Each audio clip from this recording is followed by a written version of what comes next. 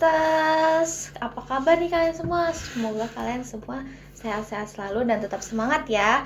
Kali ini kita kedatangan narasumber yang keren dan juga inspiratif banget nih. Boleh kenalin dulu dong, Kak? Halo teman-teman semuanya, perkenalkan nama aku Kalisa Fataya Rahmat. Aku biasanya dipanggil Kalisa. Aku dari SMA Negeri 2 Balikpapan, kelas 11-8, dan hari ini aku adalah Duta Anti Narkoba Kota Balikpapan tahun 2025. Tepuk tangan dulu dong. Nah, Kak Calisa ini kan duta anti narkoba ya. Boleh jelasin dulu nggak sih apa motivasi kakak untuk ikut duta anti narkoba ini? Oke, jadi sebenarnya kalau ditanya motivasi terbesar aku, jawabannya adalah karena aku ini peduli sama generasi-generasi kita yang sekarang. Karena kan kadang kita ini merupakan anak-anak muda yang berprestasi ya semuanya, dan terkadang tuh prestasi kita ini biasanya mati gitu dan belum bisa berkembang banyak gitu. Oleh karena itu aku ini sebagai ingin menjadi seseorang yang bisa memotivasi anak-anak muda di luar sana. Aku pengen teman-teman aku di luar sana itu nggak terjangkit atau anak-anak muda di luar sana itu nggak yang secara bebas menukar masa depan mereka dengan cara-cara yang salah. Dan sayangnya tuh seringkali narkoba ini kan biasanya dijual dengan dengan secara bebas ya, dan kayak ngasih ngasih harapan palsu gitu lah. Nah, aku tuh nggak mau anak-anak di luar sana tuh kayak kayaknya aku mau nyoba ini deh, kayak gitu. Karena biasanya kita tuh kebanyakan, apalagi kita nih remaja-remaja ya, banyak banget rasa penasaran, rasa FOMO, rasa kepo, apalagi pergaulan pertemanan kita yang toksiknya tuh beda-beda. Bakal ngaruh banget sih. Iya, nah jadi itulah aku ingin sekali menjadi motivasi bagi seseorang bahwa kita bisa kok ngebuktiin kalau kita tuh bisa berprestasi, kita bisa menukar prestasi kita, kegemaran kita, hobi kita dengan cara yang sehat, dengan cara yang bersih, bukan dengan cara narkoba. Mulai sekali ya, Kak. Iya. Nah, terus aku dengar nih katanya kalau untuk seleksi duta anti narkoba ini susah. Emang apa aja sih Kak yang harus dipersiapkan? Sebenarnya susah atau nggak susah itu tergantung dari kitanya sendiri. Nah, kalau waktu dulu aku itu tes seleksinya ada tes tertulis dan juga tes wawancara. Dan pasti yang harus kita persiapkan selain penampilan diri kita yang bagus, mulai dari cara berpakaian, mulai dari tutur bahasa kita seperti apa, attitude juga nomor 1. Tes tertulis, tes wawancara tuh menurut aku nggak yang susah-susah banget, bukan yang kayak ada di level yang gila susah banget gitu tuh enggak. Cuma itu tergantung dengan potensi kita, dan kita tuh nggak bisa kita jadikan patokan kayak aduh aku tadi jelek banget nih wawancaranya, aduh aku jelek banget nih tadi tes tertulis ini aku nggak bisa jawab nomor-nomor soal yang ini, aku tadi pas wawancara aku gugup banget, aku kayak kehabisan kata-kata. Sebenarnya kita nggak bisa jadi patokan kayak aku lolos nggak ya, karena juri itu memandang kita beda-beda. Ada yang memandang kita tuh karena suka, ini dia attitude-nya bagus loh, ini dia cara penyampaiannya dia, cara dia bagaimana dia mengedukasi banyak orang, ini bahasanya dia tertata, dia bagus, public speaking-nya oke. Itu juri bisa melihat dari situ. Karena ketika kita masuk duta, kita tuh bukan langsung kayak harus perfect, paham nggak? Kayak perfect yang kayak kamu harus tinggi, kamu harus cantik, kamu harus pintar public speaking-nya gitu-gitu. Enggak, karena ketika kita masuk duta, kita belajar di dalam situ, kita belajar di forum itu, kita mengulik lagi prestasi-prestasi kita, karena pasti setiap orang tuh punya kelebihan dan kekurangannya masing-masing. Maka dari itu dengan cara kita masuk duta tuh kita bisa mengulik lagi kelebihan kita di situ. Jadi kalau masuk duta tuh memang nggak harus sempurna dari awal aja ya. Iya, jadi benar. harus belajar kan dari ikut duta itu. Iya, kita belajar bareng-bareng guys. Nah, terus peran duta dalam mengedukasi masyarakat tentang bahaya narkoba tuh kayak apa sih, Kak? Kalau ditanya soal peran, kita tuh mengedukasinya sebenarnya ya biasa-biasa aja, dan kita kebanyakan kayak memakai dengan cara-cara yang fun mungkin ya. Misalnya kita mengedukasi ke sekolah-sekolah, ya kita cuma kayak menjelaskan dampaknya seperti apa, jenis-jenisnya apa aja. Dan karena kan karena kan kebanyakan duta anti narkoba ini kan anak-anak muda ya. Iya benar. Nah, jadi anak-anak muda ini kan biasanya rentan makai narkoba jenis apapun itu, termasuk rokok, vape, itu kan lagi marak banget dipakai kan, gak cuma cowok sama cewek. Jadi ya kita menjelaskan ke mereka itu sesuai dengan apa yang lagi booming pada saat itu.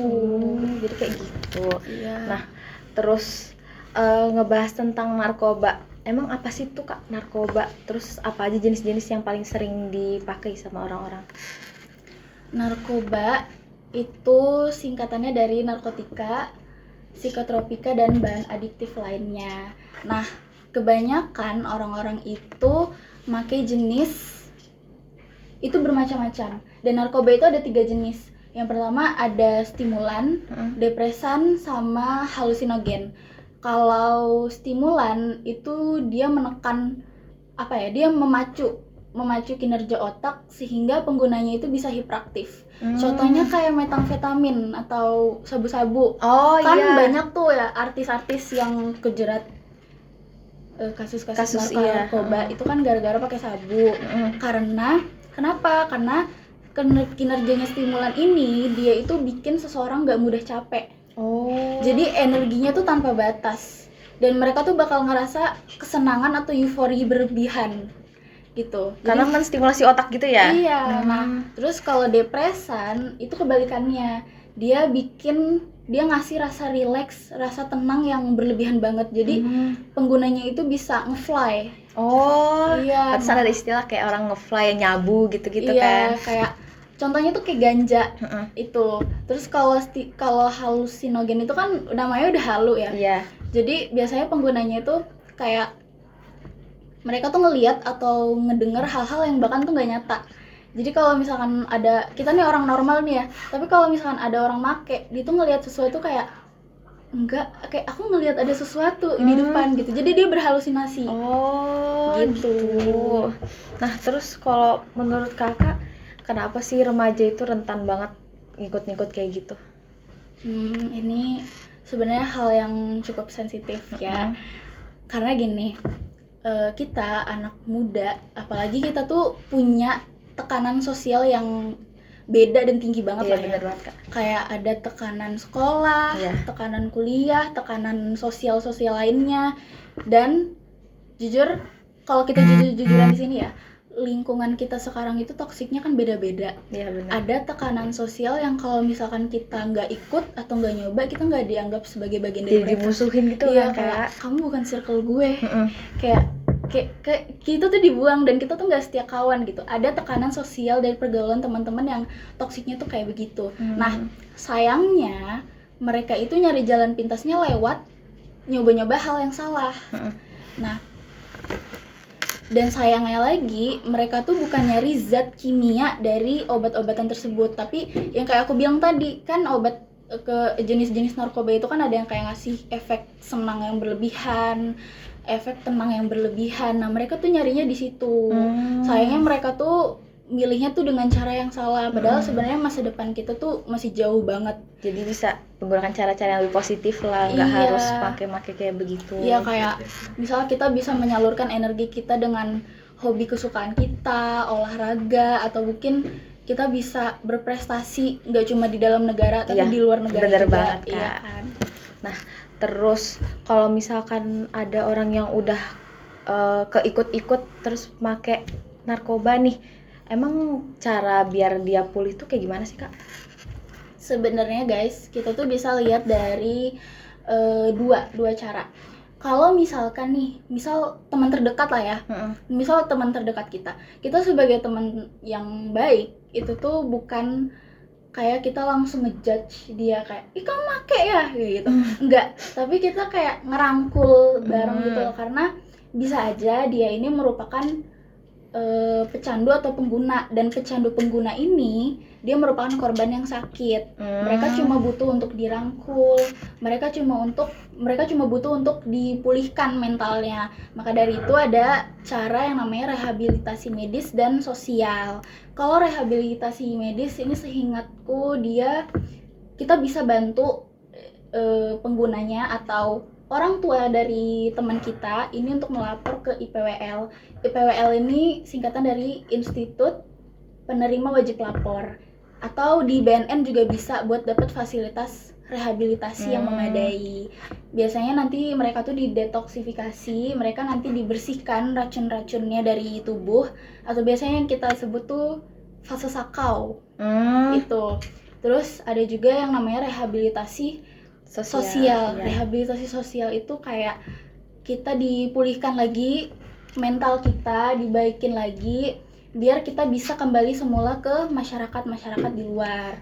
Nah, lalu ada juga yang tindak pidana. Kalau tindak pidana ini dia hitungannya sudah beda. Dia biasanya penjual, pengedar ya. Kayak gitu-gitu tuh biasanya dia masuk ke tindak pidana, dan mungkin biasanya ada yang sampai dihukum mati. Cuma kalau untuk hukum mati sih belum tahu ya.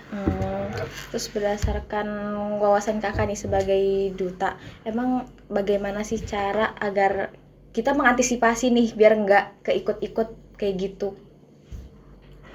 Kalau motivasi dari aku, motivasi dan saran ya? Iya. Motivasi dan saran dari aku sebenarnya adalah ke diri sendiri kita sendiri.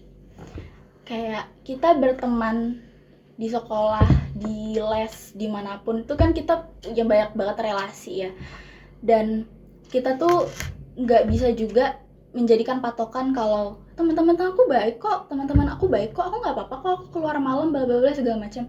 Tapi mungkin ada kalanya kita tuh salah pilih temen, dan kayak yang tadi aku bilang kan, kalau misalkan aku nggak ikut, aku takut aku nanti nggak ditemenin gitu. Sebenarnya itu tergantung pada diri kita sendiri guys. Dan sebenarnya slogan katakan tidak pada narkoba itu dari SD sampai sekarang kan udah diajarin ya. Iya benar banget. Nah itu sebenarnya harus kita jadikan pegangan kita juga, karena kalau misalkan ada orang atau dari lingkungan pertemanan atau lingkungan mana yang mempengaruhi terus kayak mempengaruhi kita untuk udah coba aja ini beda dari yang lain, itu sebenarnya red flag utamanya, dan kita tuh harus menolak, kita bilang harus enggak, makasih, enggak mau gitu. Dan itu tuh bukan kayak kita tuh dianggap cemen gitu tuh enggak, tapi karena kita tuh punya kendali sama diri kita sendiri. Kita punya kendali akan kehidupan kita sendiri. Kan ini hidupku, bukan hidup kamu. Kamu nggak bisa ngatur-ngatur aku untuk aku coba kehidupan kamu kayak gimana tuh nggak bisa gitu. Sebenarnya kunci pertama itu adalah kesadaran akan diri kita masing-masing. Lalu yang kedua adalah lingkungan. Lingkungan itu menjadi faktor utama kenapa anak-anak zaman sekarang itu bisa terjangkit atau bisa ikut-ikutan hal-hal yang kayak gitu. Dan jujur, faktor utama Gen Z zaman sekarang itu tuh cuma ada 2, FOMO sama burnout atau stres. Bener banget sih Kak. Dan biasanya tuh kalau misalkan kita FOMO, kita tuh penasaran gitu kan, rasanya gimana ya. Terus gak mau ketinggalan kan, kalau pada yang banyak yang make. Iya, kita gak mau ketinggalan tren gitu. Padahal seharusnya kita tuh bisa mengulik lagi kandungannya apa, legalitasnya bagaimana, itu seharusnya bisa kita ulik lagi, harus bisa kita perhatikan lagi. Terus kalau misalkan kita burn out, sebenarnya banyak ya cara-cara lain positif lainnya yang bisa kita lakukan tanpa harus nyoba-nyoba obat-obatan kayak gitu, nyoba-nyoba vape, nyoba-nyoba rokok, begitu kan. Mungkin banyak lah yang bisa kita lakukan ya, kayak olahraga tadi, atau enggak lakukan hobi sesuai dengan apa yang kita bisa. Dan siapa tahu hobi yang kita lakukan itu bisa ngasilin prestasi banyak, bisa ngasilin uang yang banyak ya kan. Malah jadi bisa bermanfaat buat orang lain tanpa harus ngasih dampak negatif ke orang lain maupun ke diri sendiri. Nah, terus kalau kasusnya orang ini nggak tahu kalau dia make, karena misalkan dia ini dipengaruhi sama orang, kayak dikiranya tuh kayak itu obat biasa atau dari makanan tuh dicampur. Nah itu kayak gimana? Biasanya sih kalau kayak gitu tuh berarti dia termasuk korban kan. Nah Misalnya dia nggak tahu gitu kan, aduh kayaknya aku apa ya, kayak ada yang salah deh sama aku, kenapa ya, kayak mungkin aku jujur aku nggak pernah merasakan ada di posisi itu ya, dan aku nggak tahu, tapi mungkin bisa aja dia sebagai korban, sebagai pengguna itu dia melaporkan diri gitu untuk direhab gitu. Sebenarnya itu nggak apa-apa. Jadi yang tadi aku bilang, mungkin sebagai keluarga, sebagai teman-teman terdekat itu, kalau misalkan oh kamu ternyata mungkin ada yang kamu salah pakai atau apa gitu kan, kamu mungkin terpengaruh sama orang-orang dan kamu nggak tahu, itu oke, nggak apa-apa, kita rangkul dia pelan-pelan, kita ajak dia untuk rehab, kita sembuhkan dia, kita jaga masa depannya dia biar kedepannya nanti nggak hancur gitu. Dan kalaupun dia tahu nih ciri-ciri orang yang misalkan menyebarkan itu tuh, itu disebutkan aja, mungkin bisa kayak gitu, mungkin bisa dibantu sama pihak yang berwenang untuk segera ditangani, untuk segera ditangkap seperti itu. Karena sebenarnya itu bukan dari kesalahan dia, karena dia kan sebagai korban ya, dan dia nggak tahu apa-apa gitu kan. Takutnya kalau misalkan dia nggak cepet-cepet melapor, bisa bahaya juga, bisa merusak di dalam tubuhnya juga sendiri kan jadinya. Nah, balik lagi ke perjalanan kakak sebagai duta anti narkoba nih. Apa sih tantangan terbesar kakak selama menjabat sebagai duta anti narkoba? Tantangan terbesar aku tuh sebenarnya kalau ditanya tantangan orang tuh beda-beda ya. Kalau aku mungkin biasanya ketika, karena ini pertama kali aku juga ya, waktu awal-awal tuh kayak aku bicara di depan banyak orang tuh kan banyak banget ya, dan aku tuh kayak sempet demam panggung, grogi ya? Iya, aku grogi banget, apalagi waktu pas pemilihannya itu. Aku ditanya sama juri, ada mungkin aku lupa, iya aku ditanya sama juri itu dengan pertanyaan-pertanyaannya yang banyak itu, aku jujur aku merasa grogi di situ, tapi alhamdulillahnya aku bisa lolos dari itu semua, kayak aku speech, aku segala macam, aku tampil, dan alhamdulillahnya tuh dengan tantangan terbesar yang aku alami, kayak banyak banget orang-orang yang ngeliat aku di depan nih kayak, Kalisa kamu ngomong di depan banyak orang gini, kayak aku grogi banget. Tapi teman-teman aku, keluarga aku tuh selalu mensupport aku kayak, ini pertama kali ya buat kamu, nggak apa-apa, kamu bisa. Dan mereka tuh kayak ngedorong aku buat kayak, nggak apa-apa, kamu bisa. Dan sampai akhirnya kayak aku ngerasa, wah ternyata dengan adanya kita tantangan besar, apapun tantangan baru, itu tuh selalu ada solusinya. Kayak misal kamu punya teman yang support, keluarga yang support, dan itu tuh bisa dijadikan sebuah alasan kenapa sih kamu bisa berdiri sampai sebegitunya gitu. Dan itu menurut aku kunci motivasi dari aku tuh ya mereka semua. Oh, keren banget, membanggakan. Nah, terus sebagai duta anti narkoba nih, kakak ini pernah terlibat dalam acara apa aja sih? Cukup banyak, karena duta anti narkoba ini kegiatannya banyak sekali teman-teman. Ada yang namanya DANB3X3. Apa itu? DANB3X3 itu dia pertandingan basket gitu. Jadi itu merupakan suatu kerja kita di duta anti narkoba. Jadi ada pertandingan basket dari beberapa sekolah, mengumpulkan tim-timnya, bertanding di situ. Dan jujur menurut aku, oh ada juga modern dance-nya. Jadi ibaratnya kayak kita tuh berasa nonton DBL gitu. Nah itu tuh di situ tuh ada, dan itu tuh seru banget guys, karena kayak hektiknya, terus kayak buru-burunya itu berasa banget. Terus kayak apalagi after evaluasi itu capek banget iya, kan. Pasti sih Kak. Tapi ya kebayar karena seru banget gitu, karena kayak kita bisa ngelihat ini para pemenang-pemenang yang happy, yang puas gitu kan. Itu seru banget. Itu salah satu program kerja duta anti narkoba yang paling aku suka. Terus aku tuh juga sempat pernah kayak terlibat jadi penggiat P4GN. Apa itu? Pemberantasan narkoba gitulah. Terus habis itu ikut juga kayak menjelaskan tentang narkoba itu apa ke sekolah-sekolah, ke anak-anak gitu kan. Habis itu ke BNN segala macam tuh, intinya kegiatan-kegiatan kita tuh di duta anti narkoba tuh sebenarnya banyak, nggak cuma yang kita cuma kayak nebarin popularitas pakai selempang di atas panggung tuh enggak, tapi kita juga bisa ngebuktiin kalau kita nih anak muda juga bisa memotivasi kalian untuk ke jalan yang jauh lebih bagus, jalan yang lebih berprestasi lagi loh, kayak gitu. Jadi nggak cuma datang formalitas aja ya Kak? Iya. Nah terus last deh Kak, apa saran Kakak untuk para caster semua yang nonton video ini agar terhindar dari narkoba dan segala macam? Saran aku adalah perbanyak olahraga. Jujur, apalagi kita ini kan juga apa ya, ibaratnya tuh kayak banyak lah ya anak-anak yang males-malesan. Jadi males ya olahraga. Iya, mager. Tapi coba deh kayak kita tuh stretching pelan-pelan, atau enggak kita keluar nyari udara segar gitu.